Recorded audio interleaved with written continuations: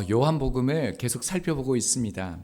1장에서 말씀이 육신이 되신 그 어린 양 예수님을 보았고요. 2장에서 첫 표적 가나 홀레에서 물이 포도주로 바뀐 사건을 보았고요. 3장에서는 니고데모를 만난 예수님을 우리가 보았습니다.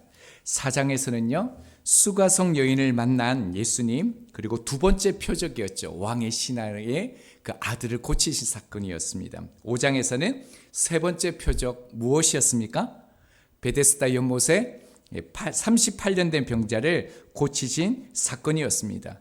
자, 이제 6장으로 왔는데요. 6장은 우리가 너무 잘 알고 좋아하는 네 번째 표적입니다. 물고기 2마리와 떡 5개로 5,000명을 먹이신 사건입니다. 너무 좋아하고 잘 아는 말씀이기 때문에 이 말씀을 유의해서 보아야 합니다. 오병이어 표적 그 자체만 보면 하나님의 뜻을 정확하게 알 수가 없기 때문입니다. 이 말씀은요, 기적이나 우리의 필요를 채운다는 그런 번영신학에 있지 않습니다. 오병이어의 사건은 사복음서에 다 기록되어져 있을 정도로요, 중요한 사건입니다. 공간복음을 보면 이 사건 자체를 중요시 여기는 데 비해서요, 요한복음은 사건의 의미를 드러내고 있습니다. 결론부터 말씀드리면 오병이어의 사건은요, 예수님의 구속사, 인간의 구원을 담고 있는 사건입니다. 자, 이것을 기억하시면서요, 본문 말씀을 살펴보도록 하겠습니다. 1절 말씀입니다. 그 후에 예수께서 디베라의 갈릴리 바다 건너편으로 가시매. 그 후에라고 되어져 있는데요, 요한복음만 보면 5장에서 우리가 보았던 38년 된 병자를 고치신 이후 그래도 약 5개월에서 1년 정도 시간을 지난 시점으로 보고 있습니다. 그리고 예수님의 공생의 사건 전체를 보면요, 세례 요한이 그 헤롯 대왕이 그 동생의 아내를 취하게 되어집니다. 이것을 고발해서 감옥에 갇히는 사건이 나오는데 이 시기입니다. 그리고 마가복음과 누가복음을 보면 예수님께서 제자들을 파송하십니다. 그 사역을 제자들이 마치고 나서 돌아왔을 때 이 오병이의 사건이 일어나고 있다는 겁니다. 그러니까 세례 요한이요, 예수님이 어린 양이신 메시아이다.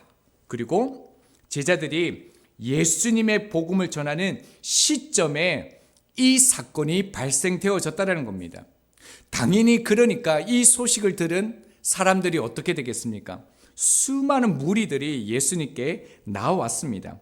5절을 보겠습니다.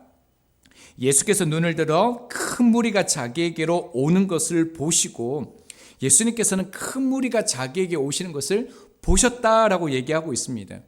마가복음 6장을 보면 예수님과 제자들은 무엇을 타고 갔죠? 배를 타고 갔습니다. 그런데 이 무리들은요, 갈릴리 호수 북쪽에 있는 육로를 쫓아서 걸어서 쫓아오게 되어집니다. 여러분, 왜 따라왔을까요? 2절을 보면요, 예수님께서 병자를 고치셨던 표적 때문이었다라고 얘기하고 있습니다. 이들이 이렇게 열정적으로 주님을 따랐던 이유는요, 예수님을 구원자로 믿었기 때문이 아니라요, 자신의 필요를 체험받기 위해서였다는 겁니다. 그럼에도 불구하고 예수님이 이들을 어떻게 대하셨냐면요, 마가복음 6장 34절을 보면 무리를 향해 목자 없는 양 같음으로 불쌍히 여겼다라고 얘기하고 있습니다. 그리고 그들에게 말씀을 가르치시고요, 그리고 그들을 고쳐주셨다라고 말하고 있습니다.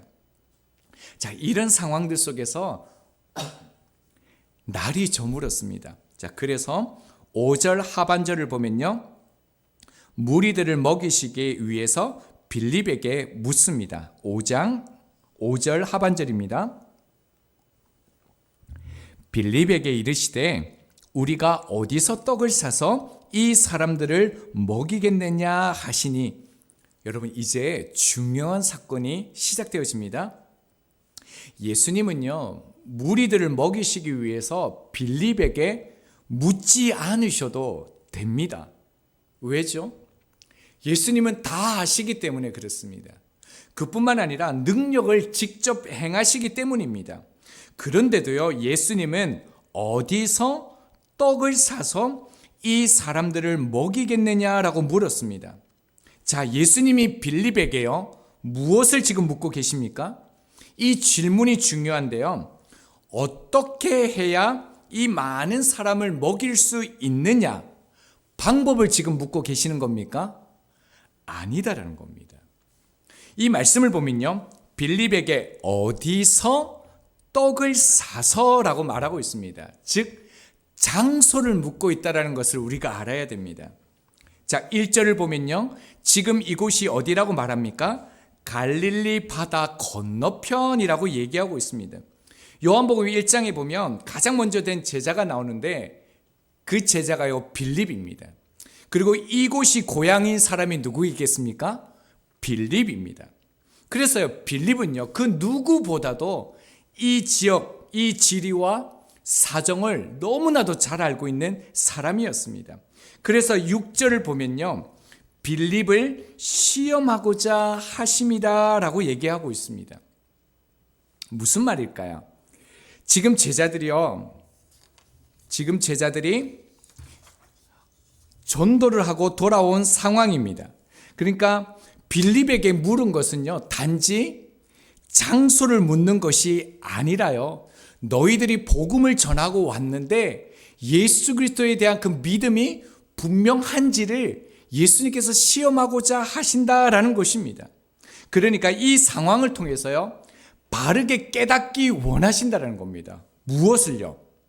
예수님에 대한 그의 믿음을 바르게 깨닫기 위함이라는 것입니다.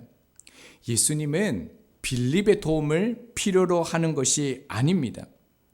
왜냐하면 친히 모든 것을 다 하실 수 있음을 말씀드렸습니다. 그래서 세번역을 보면요, 더 자세하게 우리가 알 수 있는데 6절을 세번역으로 제가 읽어드리겠습니다. 예수께서 빌립을 시험해 보시고자 이렇게 말씀하신 것이었다. 예수께서는 자기가 하실 일을 잘 알고 계셨던 것이다 라고 얘기하고 있습니다. 그러니까 이 빌립과 제자들이 지금 예수님을 바르게 믿지 않고 있었다라는 겁니다. 그리고 이 시험을 통해서 빌립의 그 생각을 드러내기를 원하셨다라는 것입니다. 그래서 예수님은 누구보다도 이 장소와 상황을 잘 아는 빌립이요, 무리들을 도저히 먹일 수 없는 상황 속에서 주님이 어떤 분이신지를 바르게 깨닫고 믿기를 원하셨다는 겁니다. 자, 그런데 어떻습니까? 7절을 보면요, 빌립은 200데나리온으로도 부족하리이다 라고 얘기하고 있습니다. 한 데나리온은 한 사람이 하루 품삯입니다. 그러니까 200사람이 일해야 할 만큼 큰 돈이죠. 그러니까 지금 뭐라고 얘기하고 있는 겁니까? 우리에게 이런 돈이 없을 뿐더러 살 데도 없다라는 겁니다. 그래서 각 마을로 보내서 그들이 사 먹게 해야 된다라고 얘기하고 있는 거죠. 여러분, 이 대답은요, 정확했습니다. 그러나 지금 우리가 주목해야 될 것은요, 그의 답은 분명했지만 빌립은 지금 예수님을 보고 있지만 예수님을 믿은 것이 아니라요, 문제에 집중하고 있다는 겁니다. 자, 이와 같은 똑같은 한 제자가 다시 등장하죠. 9절을 보면요, 안드레가 갑자기 등장해서 한 아이가 떡 5개와 물고기 2마리를 가지고 있습니다 라고 말하고 있습니다. 보리떡은요, 아무 맛도 나지 않은 정말 이렇게 보리떡으로 만든 아주 작은 떡을 얘기합니다. 그리고 여기서 물고기 2마리는요, 제 새끼 손가락만한 아주 작은 이 물고기인데, 우리가 먹는 이런 조기나 물고기 이런 걸 말하는 게 아니고요, 우리가 멸치를 이렇게 반찬으로 먹지 않습니까? 그럼 그 반찬을 얘기하는 거예요. 그만큼 작은 거. 그러니까 맛없는 이 보리떡 먹고 이 물고기 먹으면서 이제 맛을 도는 그런 아주 작은 것을 가지고 왔다라는 겁니다. 그러면서 뭐라고 얘기합니까? 9절을 보면요, 그것이 이 많은 사람에게 얼마나 되겠습니까? 라고 말하고 있습니다. 어떻습니까? 제자들은요, 지금 없는 것, 있는 것은 아주 잘 보입니다. 지금 상황을 아주 잘 판단합니다. 그런데요, 주님을 보고 있는데 주님을 믿지 못하고 있다라는 겁니다. 빌립이나 안드레 제자들은요, 예수님의 이 질문에 어떻게 대답해야 됩니까? 주님이 먹이십니다 라고 말해야 됩니다. 여러분, 놀랍지 않습니까? 제자들은요, 이미 3번의 그 표적을 보았습니다. 그것뿐입니까? 권능과 그 주님을 향한 신앙 고백이 있었습니다. 그리고 지금 제자들이 뭐 하고 돌아왔다고요? 하나님의 복음, 예수님의 그 복음, 예수님이 어떠한 분이신지를 지금 전도하고 돌아왔다라는 겁니다. 자기들도 예수의 이름으로 능력을 행하고 왔다라는 겁니다. 그런데 제자들을 보면요, 주님을 따르지만요, 주님을 바라보고 있지만 주님을 의지하지 아니하고 주님을 믿지 않고 있는 모습을 우리가 지금 만나고 있다라는 겁니다. 주님이 시험하신 이유를 아시겠습니까?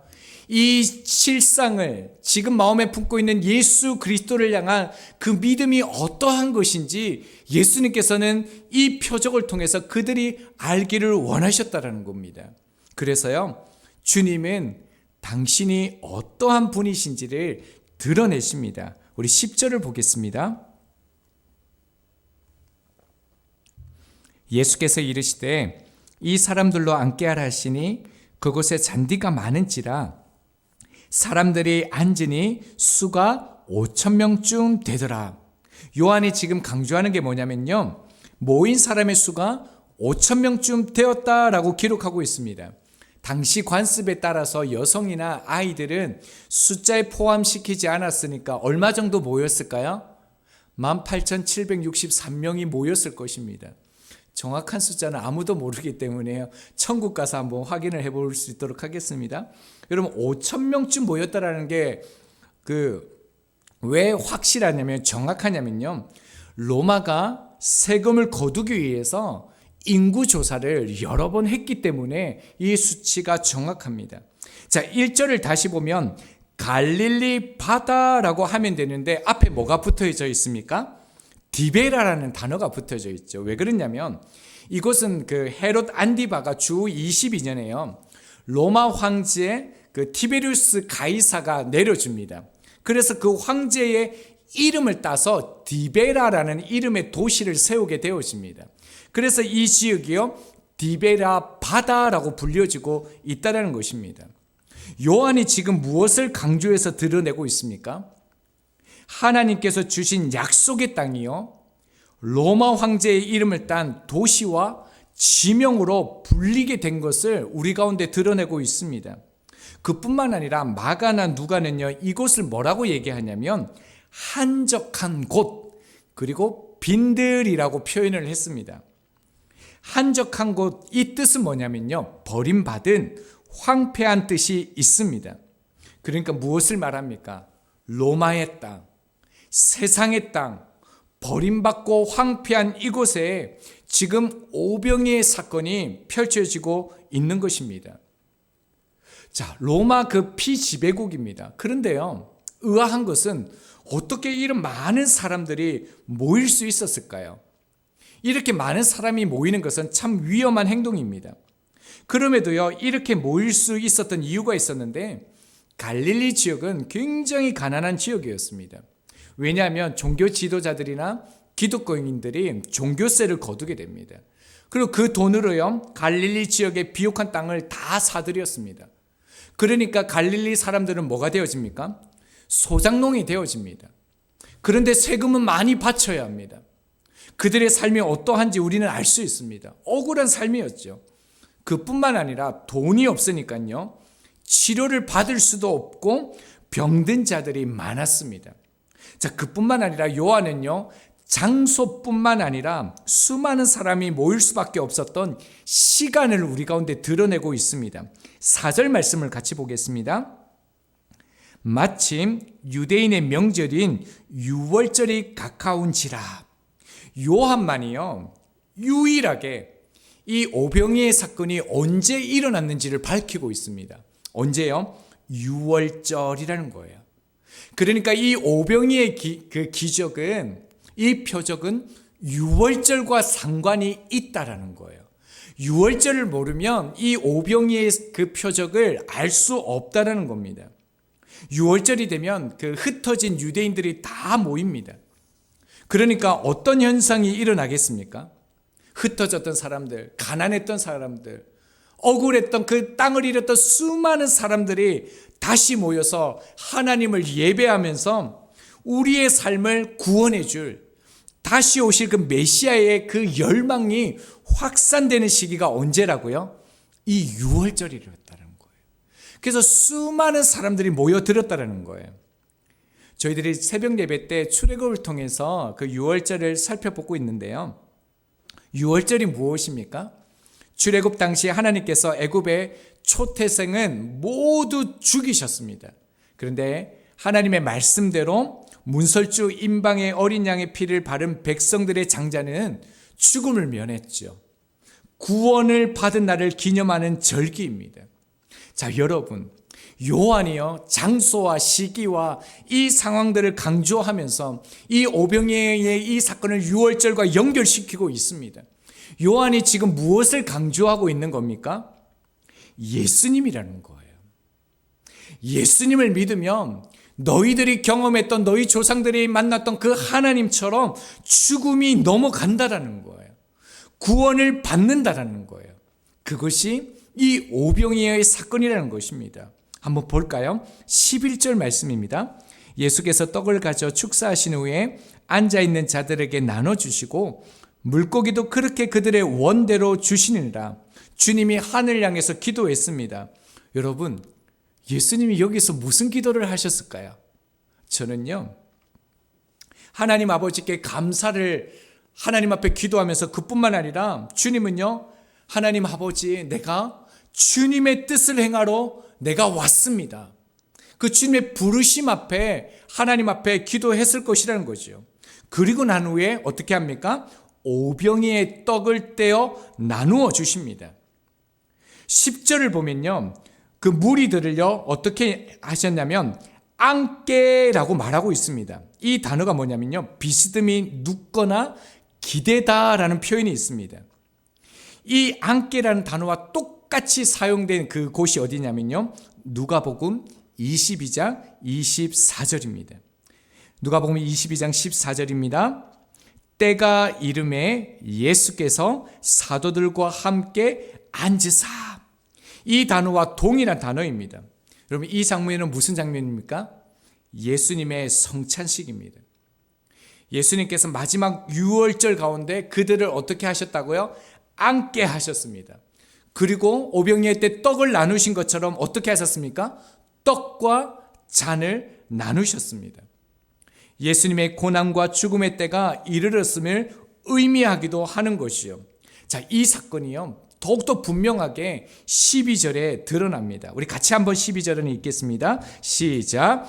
그들이 배부른 후에 예수께서 제자들에게 이르시되 남은 조각을 거두고 버리는 것이 없게 하라 하심으로, 예수님께서 뭐라고 말씀하셨습니까? 남은 조각을 다 거두라고 얘기합니다. 그러면서 뭐라고 얘기하죠? 버리는 것이 없게 하라라고 얘기합니다. 왜? 가지고 가면 되지 않습니까?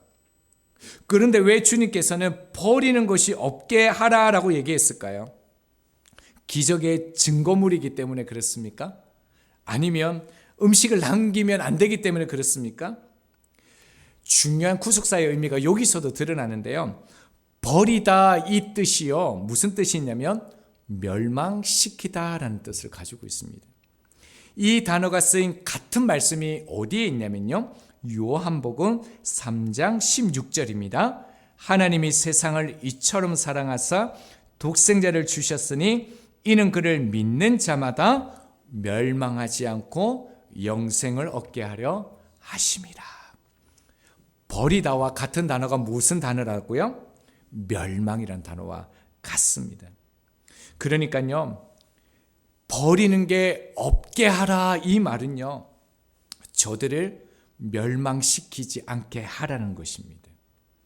잃어버린 영혼이 하나도 없게 하라는 이런 말씀이라는 것입니다. 자, 그리고요 13절을 볼까요? 이에 거두니 보리떡 5개로 먹고 남은 조각이 12바구니에 찼더라. 자, 다시 한번 질문을 던져볼까요? 왜 12바구니가 남은 줄 아십니까? 저는 잘 모릅니다. 다음 주에 함께 나누려고 하는데요. 이것이 상징하는 것이 무엇이냐면 종말론적 완성을 상징하는 것입니다. 11절에 보면요, 원하는 대로라고 되어져 있죠. 12절을 보면요, 배부르게라는 단어가 있습니다.